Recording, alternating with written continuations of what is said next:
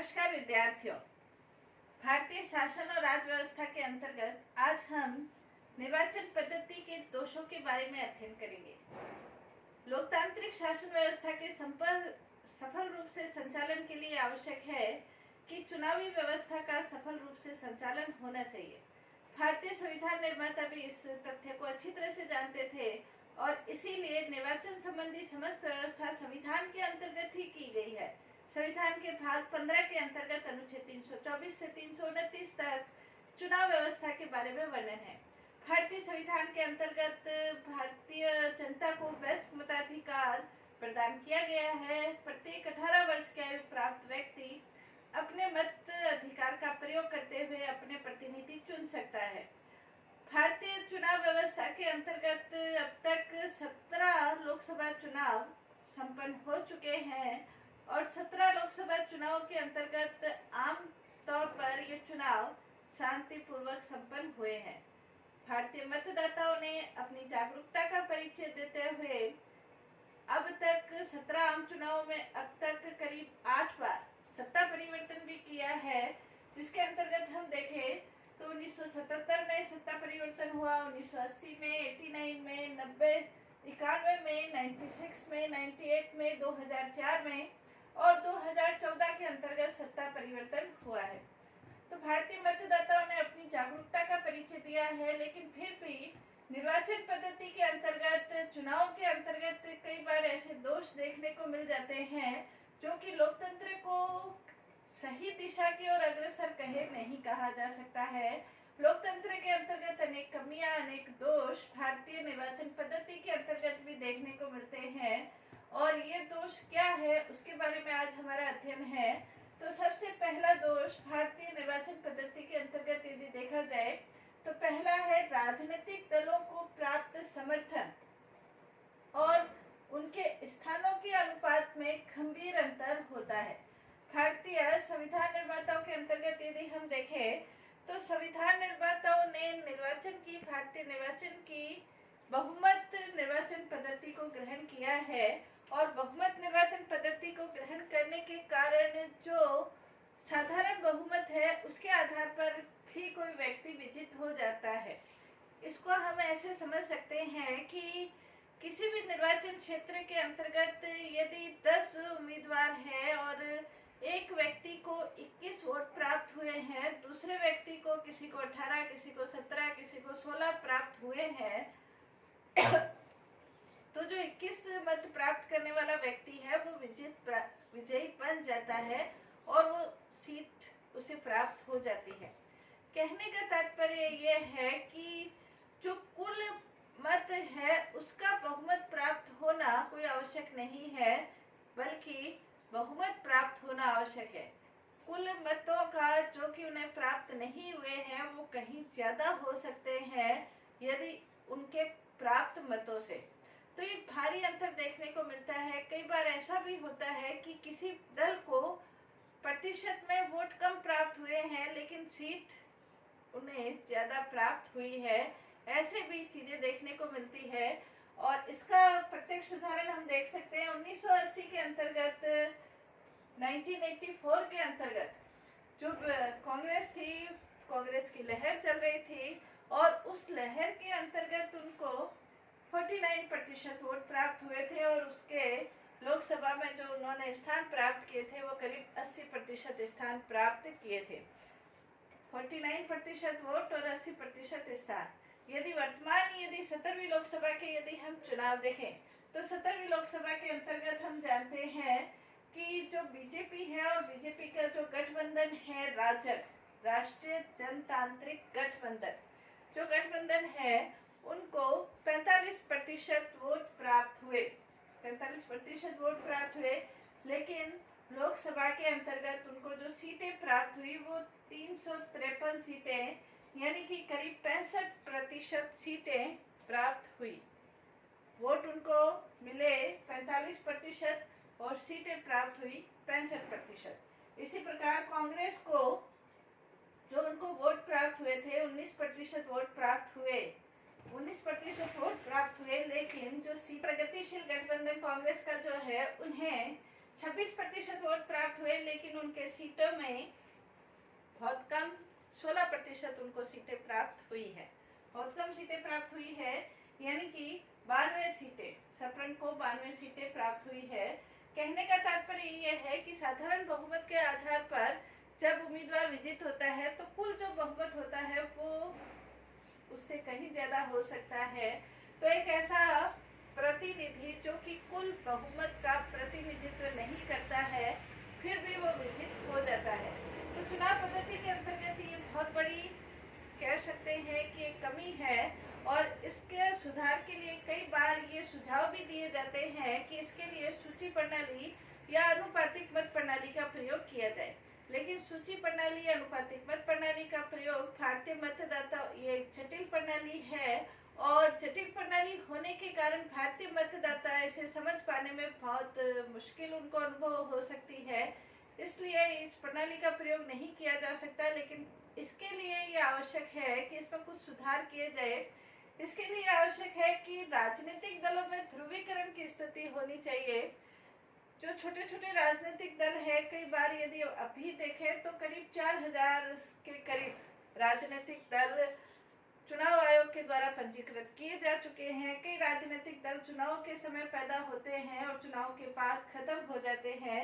तो इस तरह की स्थिति है, तो उस स्थिति अब कितने भी राजनीतिक दल, जितने ज्यादा राजनीतिक दल अपने उम्मीदवार खड़े करेंगे तो उससे जो प्रतिशत वोट है वो प्राप्त करने में कठिनाई अनुभव होगी। इसलिए राजनीतिक दलों का ध्रुवीकरण किया जाए और ऐसे राजनीतिक दलों को कम से कम लोकसभा में स्थान नहीं दिया जाए जिन्हें कि 10% से वोट कम प्राप्त होते हैं। तो इस तरह की कुछ व्यवस्थाएं की जानी चाहिए ताकि वास्तविक रूप में जो प्रतिनिधि विजित हो रहा है वो वास्तविक रूप में जनता का प्रतिनिधि बने। इसके लिए जनता का एक बहुमत प्राप्त होना आवश्यक है। ये एक बड़ी कमी कही जा सकती है। 17वीं लोकसभा में 45% वोट प्राप्त करके 65% सीटें प्राप्त की, 26% वोट प्राप्त करके 16% सीटें प्राप्त की। तो ये आंकड़ा कुछ सही नहीं बैठता है, तो इस में सुधार करने की आवश्यकता है। दूसरा, इसके अंतर्गत भारतीय चुनाव पद्धति के अंतर्गत हम कह सकते हैं चुनाव के अंतर्गत जो धन है, धन की जो महत्ता है, धन की जो भूमिका है वो बढ़ती जा रही है। धन की भूमिका बढ़ती जा रही है और ये देखा जाने लगा है कि चुनाव के अंतर्गत जो धन है, जो पैसा है, वो पानी की तरह बहाया जाता है। हालांकि इसके लिए सर्वोच्च न्यायालय ने कुछ प्रयास किए हैं और ये कहा है कि कोई भी उम्मीदवार अपना नामांकन दाखिल करते समय अपनी क्या संपत्ति है, पत्नी की क्या संपत्ति है, इसके बारे में पूरा विवरण नामांकन पत्र में लिखा जाए। लेकिन फिर भी चुनाव के अंतर्गत जो इसकी धन की भूमिका है वो बढ़ती जा रही है।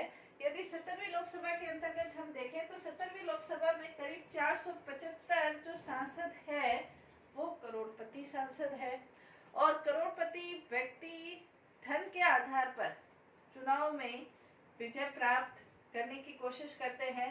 हालांकि चुनाव आयोग के द्वारा इसके लिए सीमा भी निर्धारित कर दी गई है और लोकसभा के लिए अधिकतम 70 लाख रुपए सीमा निर्धारित की गई है कि एक प्रत्याशी के द्वारा अधिकतम 70 लाख रुपए खर्च किए जा सकते हैं।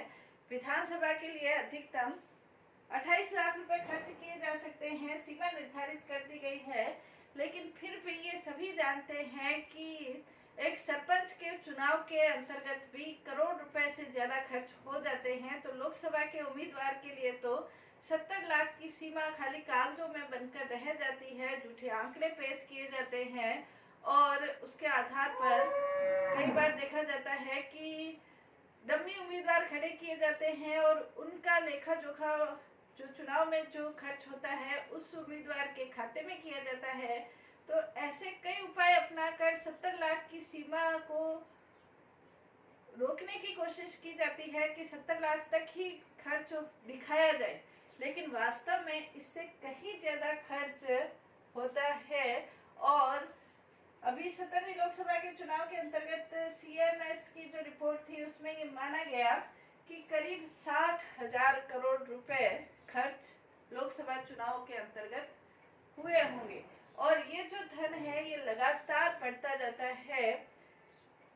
17वीं लोकसभा के अंतर्गत जब ये देखा गया कि चुनाव के अंतर्गत धन का इतना ज्यादा महत्व है कि खुल्लम खुल्ला धन के पैकेट एक दूसरे तक पहुंचने लगे, पुलिस के द्वारा जो नकदी है वो जब्त की गई और ये सब चीजें वेलूर जो लोकसभा सीट थी उसमें खुलेआम देखने को मिला। और इस कारण से वेलूर सीट को चुनाव आयोग के द्वारा उस पर जो चुनाव थे वो निरस्त घोषित कर दिए गए। चुनाव में धन की बढ़ती भूमिका के कारण जो चुनाव है वो निष्पक्ष रूप से संपन्न नहीं हो सकते हैं। जब कोई व्यक्ति किसी उम्मीदवार के विजय करने में या उसके उम्मीदवार के प्रचार प्रसार में अपने धन का या कहीं काले धन का प्रयोग होता है तो उस काले धन के प्रयोग में फिर उसे विजित होने के बाद उसको लाभ देने की भी कोशिश की जाती है।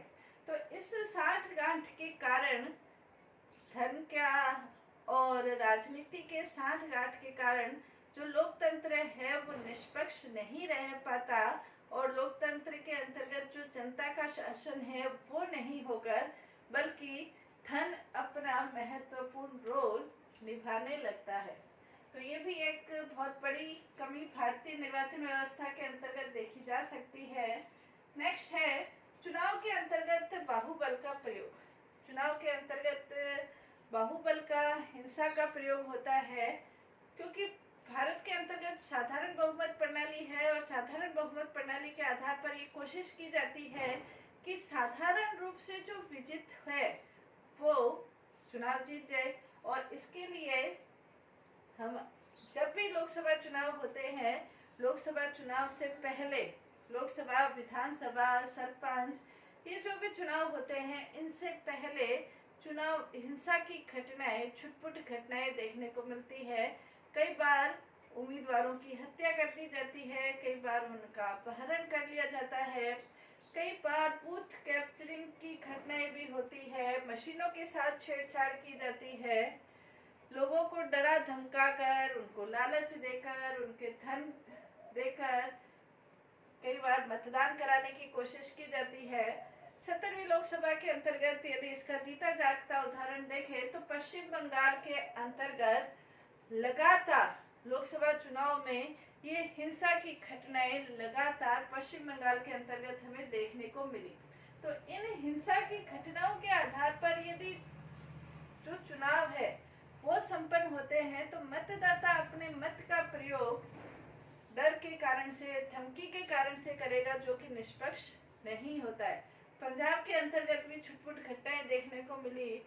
17वीं लोकसभा के अंतर्गत कुल 9 स्थानों पर बम के प्रयोग हुए, यानी कि बम ब्लास्ट भी हुआ था। तो इस प्रकार की हिंसा की घटनाओं से जो मतदाता है वो अपने मत का प्रयोग करने से कतराएंगे, निष्पक्ष रूप से मत का प्रयोग नहीं कर पाएंगे। और जब मतदाता अपने मत का प्रयोग नहीं करेंगे तो फिर मतदान या निर्वाचन निष्पक्ष रूप से कैसे संपन्न हो सकते हैं। तो ये हिंसा की जो बढ़ती हुई घटनाएं हैं ये भी निर्वाचन व्यवस्था में एक गंभीर दोष कहा जा सकता है। नेक्स्ट इसके अंदर गंभीर दोष ये कहा जा सकता है कि आपराधिक तत्वों की बढ़ोतरी लगातार लोकसभा के अंतर्गत देखने को मिलती है। आपराधिक तत्व लोकसभा के अंतर्गत, संसद के अंतर्गत पहुंच रहे हैं तो क्या ये निर्वाचन व्यवस्था को हम सही मान सकते हैं? होना ये चाहिए कोई भी राजनीतिक दल है वो अपराधी प्रवृत्ति के व्यक्तियों को टिकट ही नहीं दे, लेकिन होता उल्टा है। प्रत्येक राजनीतिक दल ऐसे उम्मीदवार को टिकट देता है जिसके की जीतने की संभावना ज्यादा है। उसकी पृष्ठभूमि क्या है इसको देखने की कोशिश नहीं की जाती है। यदि हम देखें तो भारत के अंतर्गत लगातार लोकसभा में आपराधिक तत्व है वो लगातार बढ़ते जा रहे हैं। जैसे यदि देखा जाए तो 2004 के अंतर्गत 128 ऐसे सांसद थे जिनके ऊपर आपराधिक मामले दर्ज थे। 2009 के अंतर्गत 162, यानी कि करीब 30% व्यक्ति जिनके ऊपर आपराधिक मामले दर्ज थे। 2014 के अंतर्गत यदि देखा जाए तो 185 ऐसे व्यक्ति थे जिनके ऊपर आपराधिक मामले थे, यानी कि 34%। 17वीं लोग यानी कि ये लगातार हर लोकसभा में आपराधिक तत्व लगातार कम नहीं हो रहे बल्कि लगातार बढ़ रहे हैं। हर लोकसभा के अंतर्गत अपराधी प्रवृत्ति के व्यक्तियों की पहुंचने की संभावना है, आपराधिक प्रवृत्ति के जो व्यक्ति है वो ज्यादा संख्या में पहुंचने लगे हैं। जहां 2014 के अंतर्गत 185 के करीब आपराधिक तत्वों से व्यक्ति पहुंचे थे, 2019 17वीं लोकसभा के अंतर्गत करीब 233 सांसद ऐसे हैं जिनके ऊपर आपराधिक मामले दर्ज है। यानी कि कहने का तात्पर्य 43% सांसदों के ऊपर आपराधिक मामले दर्ज है। अगर आपराधिक प्रवृत्ति के व्यक्ति संसद में पहुंच जाएंगे तो क्या ये लोकतंत्र के लिए सही स्थिति कही जा सकती है?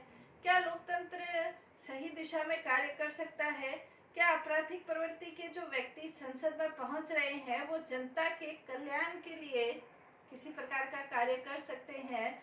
और ऐसे आपराधिक व्यक्तियों को जनता चुनकर भेजती है, ये भी बड़ी सोचने की और चिंता करने की बात है। कुछ ऐसे व्यक्ति हैं जो राजनीतिज्ञ है, वो ये कहते हैं कि आपसी राजनीतिक विद्वेष के कारण लोग उम्मीदवारों के ऊपर आपराधिक मामले दर्ज कर देते हैं, जैसे मानहानि है, धोखा है, इस तरह के आपराधिक मामले दर्ज कर देते हैं। लेकिन यदि इनको वास्तव में गहराई से अध्ययन किया जाए तो 233 व्यक्तियों में करीब 159 सांसद ऐसे हैं जिनके ऊपर गंभीर आपराधिक मामले दर्ज है। हिंसा, चोरी, बलात्कार, इस तरह के धोखाधड़ी, जालसाजी, तो गंभीर आपराधिक मामले दर्ज हैं और ऐसे व्यक्तियों को जनता चुनकर संसद में भेजती है और संसद जहां पर कानून निर्माण होता है जनता की भलाई के लिए। तो ऐसे आपराधिक व्यक्ति यदि निर्वाचन व्यवस्था या चुनाव के माध्यम से संसद तक पहुंचते हैं तो फिर इसके गंभीर मामले भारतीय लोकतंत्र को भुगतने पड़ सकते हैं। भारतीय निर्वाचन व्यवस्था के अंतर्गत और भी कई प्रकार के जो दोष हैं उनका हम अध्ययन करेंगे। धन्यवाद।